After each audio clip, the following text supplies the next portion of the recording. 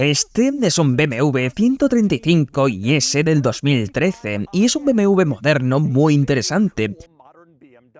Mucha gente no conoce este coche, pero combina perfectamente un tamaño pequeño y ágil, buena potencia y algunas excelentes mejoras de fábrica de BMW, además de que es raro y especial. Si no conoces el 135iS, hoy vas a aprender porque voy a reseñar este coche y mostrarte todos sus detalles y características. Muy bien, es uno de los detalles y características del BMW 135iS y comenzaremos con un poco de contexto. La Serie 1 de BMW, el Serie 1 original, salió en 2005 alrededor del mundo y se vendió como hatchback coupé o convertible, pero la versión más popular globalmente por mucho fue el hatchback. Se ofrecía como hatchback de 2 puertas o de 4 puertas. Y aunque existían esas carrocerías más deportivas, el hatchback fue el que la mayoría compró. No se veía necesariamente como un deportivo de alto rendimiento, sino más bien como una alternativa más deportiva y premium a un coche compacto típico. Sin embargo, en Norteamérica, la Serie 1 solo se vendió como coupé o convertible, no tuvimos el hatchback, y aquí fue posicionada más como un vehículo deportivo en lugar de un modelo de entrada. Como resultado, el mercado estadounidense solo recibió las motorizaciones más potentes de este coche.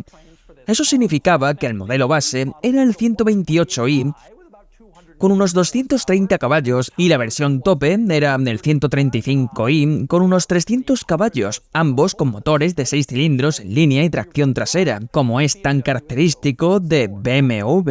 En 2011, BMW lanzó la versión de alto rendimiento de este coche, del M1, o el Serie 1M, y usaba una versión más potente del motor del 135i, ajustado a unos 335 caballos. El M1 es absolutamente legendario, sus valores se han mantenido altísimos, la producción fue baja, y hoy son coches de colección muy deseados. Solo se fabricaron en el año 2011, y es un coche amado en la comunidad de entusiastas de BMW.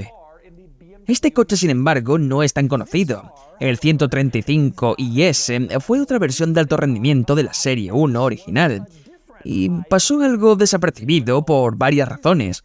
Una, porque solo se vendió en 2013, justo cuando el Serie 1 estaba llegando a su fin, y además porque solo se ofreció en Norteamérica. Para 2013, en el resto del mundo, este coche ya había sido rediseñado y el modelo 135iS no salió a la venta, pero aquí en Estados Unidos este diseño duró un poco más, lo suficiente para que BMW sacara un segundo modelo de rendimiento, el 135iS. El 135iS vendido solo aquí y solo por un año. Muy especial. Y realmente fue un coche especial a pesar de tener solo una letra extra en su nombre, 135iS comparado con 135i. En realidad tenía muchas mejoras, incluyendo más potencia, y este coche usaba el mismo 6 cilindros en línea turboalimentado que el 135i. Pero venía de serie con el BMW Performance Power Kit, que aumentaba la potencia a unos 320 caballos y casi a 320 libras de torque. De hecho, el 135iS estaba más cerca en potencia del famoso M1 que el 135i normal. Más potencia, mejor aceleración, eso siempre es bueno. Y las mejoras no se detuvieron ahí, este coche también tenía suspensión deportiva que mejoraba el manejo y venía de fábrica con un escape deportivo para sonar mejor. Y más allá de las mejoras mecánicas, BMW también le dio llantas más grandes. Estas llantas distintivas solo estaban en el 135iS y en el 335iS. Ningún otro modelo de la Serie 1 las tuvo. Además, este coche tenía una especie de kit de carrocería deportivo. Estos faldones laterales ensanchados eran exclusivos del 135iS y ayudaban a diferenciarlo de otros modelos de la Serie 1. En general, fue una mejora bastante completa y dado que solo se vendió aquí en Norteamérica y solo durante un año, no es especialmente común. Para mí, lo interesante de este coche, en los años desde que estuvo a la venta, es que se ha convertido en una especie de ganga relativa en el mundo de los BMW de alto rendimiento. Un Serie M1 supera rutinariamente los 50.000, 60.000 o 70.000 dólares en el mercado de usados, a menos comprados por coleccionistas que lo guardan y lo conservan perfectamente. Pero estos 135 IS suelen venderse entre 10.000 y 20.000 dólares, solo rara vez un poco más de eso en ejemplares limpios y con bajo kilometraje como este.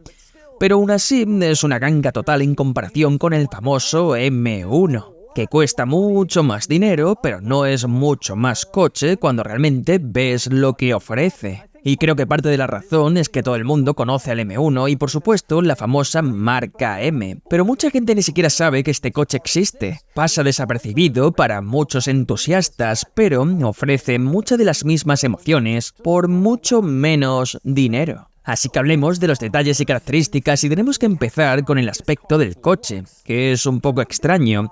La Serie 1 siempre fue un poco criticada por tener un diseño raro, y no creo que ni con el tiempo, 15 o casi 20 años después de su lanzamiento, realmente me haya llegado a gustarle demasiado a la gente. Se ve algo rechoncho, digámoslo así, no como un coupé tradicional, hermoso y fluido, sino más bien como un poco abreviado. Sin duda, es distintivo. Es un gusto adquirirlo, pero el beneficio de su diseño raro y compacto es su tamaño pequeño. Con unas 172 pulgadas de largo, este coche es pequeño, realmente pequeño. De hecho, la Serie 1 es básicamente del mismo tamaño que el viejo BMW Serie 3 E30, que es tan amado por los entusiastas y proviene de la gran época de BMW a finales de los 80 y principios de los 90. Muchos entusiastas dicen que los BMW modernos se han vuelto demasiado grandes, y este fue el antídoto, un coche pequeño, ágil y divertido. El diseño fue un efecto secundario, algo desafortunado, pero el tamaño fue perfecto. Y por esa razón, siempre he pensado en este coche como en una especie de 30 moderno. Obviamente fue diseñado con ese tamaño, pero también como el BMW de entrada con tracción trasera, deportivo, y muchos eran de 2 puertas. En este caso, todos eran de 2 puertas y por supuesto, ahora se han depreciado al punto donde muchos de estos coches están siendo comprados por entusiastas en lugar de los aspirantes ejecutivos medios que los compraban nuevos, lo cual también fue el caso con el E30. Misma clientela original y luego la misma clientela entusiasta con el paso de los años. En muchos sentidos, este coche tiene mucho de E30 en él y en general de BMW. Vas al frente y puedes ver la famosa parrilla de riñón de BMW, ahí al frente y en el centro, y mostrada en una época antes de que la parrilla se volviera grande, ridícula, polémica y hasta iluminada. Es simplemente la clásica parrilla de BMW. Pero hablando de iluminación, tienes a los lados de la parrilla los famosos halos de BMW. Enciendes las luces de estacionamiento y ahí están los halos, recordándote que esto es totalmente BMW, lo cual creo que es un detalle genial en el coche. Ahora bien, siendo más moderno, este coche tiene varias cosas que el Serie 3 E30 no tiene, como por ejemplo este llavero electrónico. Vas a abrir la puerta y ves que tienes un control remoto en lugar de una llave normal tradicional, y el control es bastante inusual. El botón de cierre es el logo de BMW, y el botón de apertura es una flecha hacia arriba. Nunca he entendido del todo eso, pero es así. Entras al coche y descubres otra gran cosa, que no tenías en el E30, el eDrive. Ese fue el nombre que BMW le dio a su sistema de infoentretenimiento en esa época. Y las primeras versiones de eDrive eran frustrantes, confusas y terribles. Este coche no tiene una de esas versiones tan tempranas, pero aún así no es lo más fácil de usar del mundo. Todo se controla en una pantalla que está fuera de tu alcance y no es táctil. En su lugar controlas todos estos botones y este dial y unos interruptores aquí en la consola central. Y puede ser un poco frustrante desplazarte por esta pantalla en lugar de simplemente tocarla como esperarías de un sistema moderno. La buena noticia es que la mayoría de los controles de tu estéreo no están incorporados en el eDrive. Puedes ver muchos de los controles del estéreo aquí abajo, separados, y tus controles de clima tampoco están incorporados en el eDrive. Así que las cosas que vas a usar con más frecuencia no están en el eDrive. No tienes que interactuar con él tan seguido como quizás tendrías que hacerlo con los sistemas de infoentretenimiento de coches nuevos.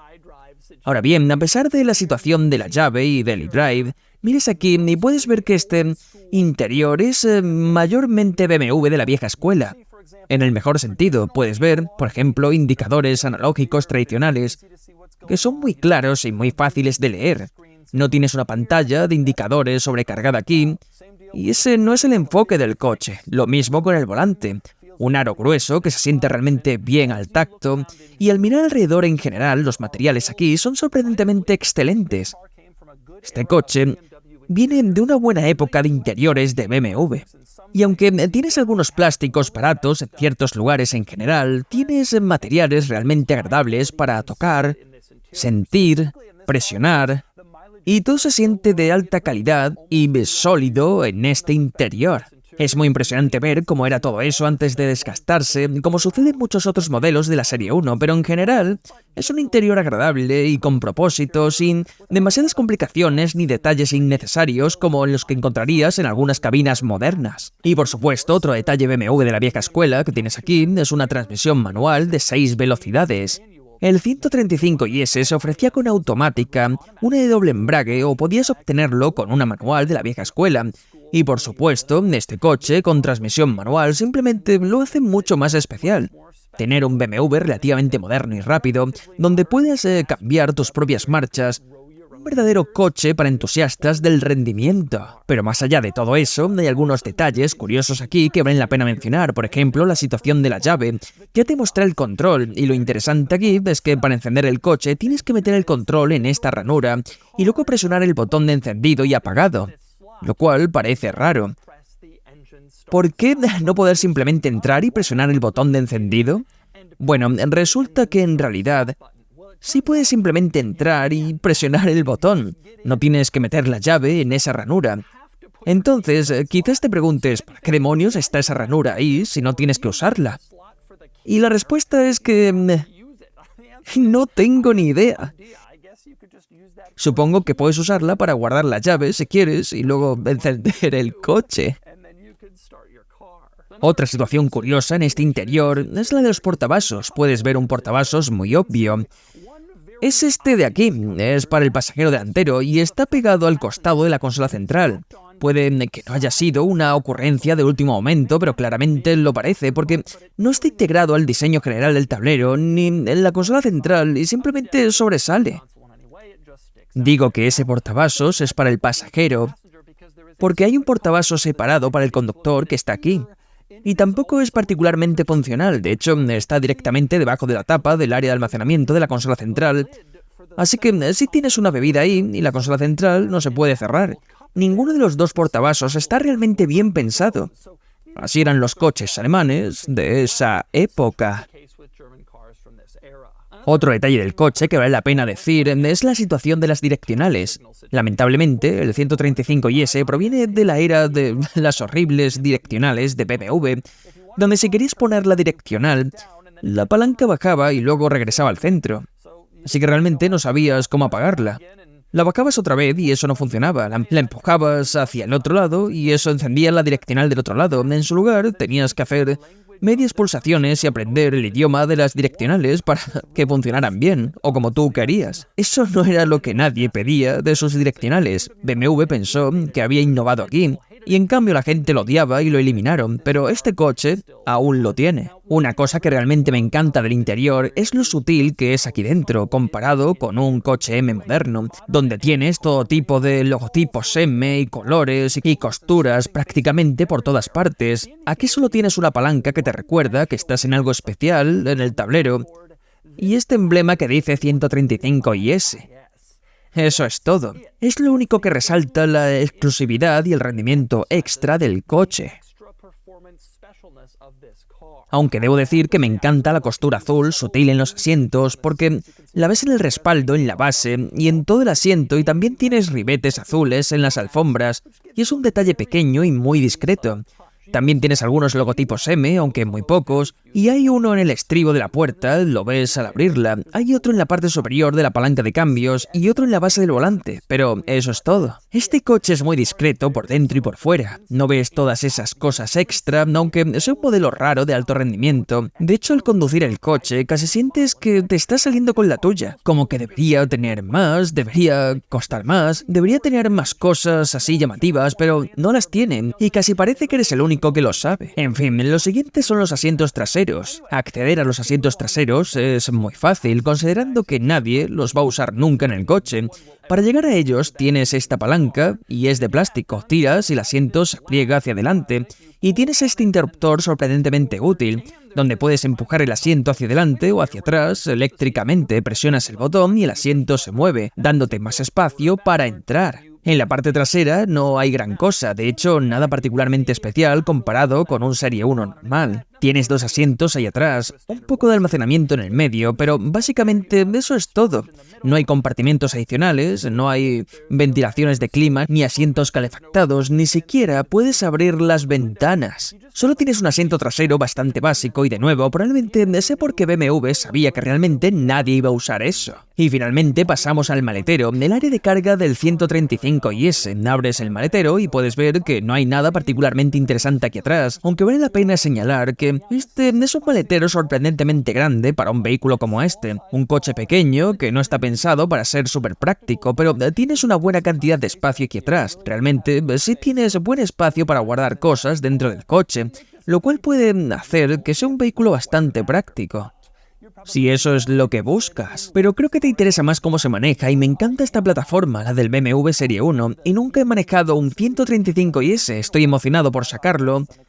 Así que vamos al volante y veamos cómo se conduce. Muy bien, manejando el 135IS. Y apenas 3 segundos después de arrancar, me recuerda exactamente por qué me encanta tanto esta plataforma E82 y por qué siempre he hablado también de estos coches.